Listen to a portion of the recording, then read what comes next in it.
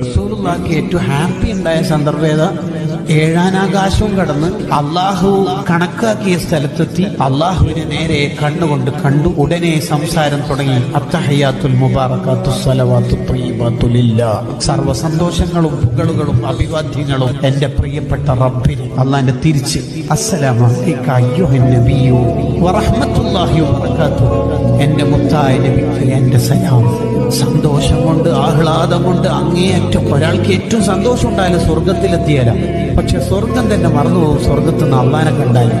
അത് ദുനിയാവും തന്നെ സാധ്യമായ തങ്ങൾ അള്ളാനെ കണ്ടു എന്ന് മാത്രമല്ല, അള്ളാഹ് ഡയറക്റ്റ് സലാം. ആ സമയത്ത് മടക്കുന്ന സമയത്ത് അള്ളാനോട് മുത്തനബി തങ്ങൾ എന്താ പറയണെന്നറിയാം?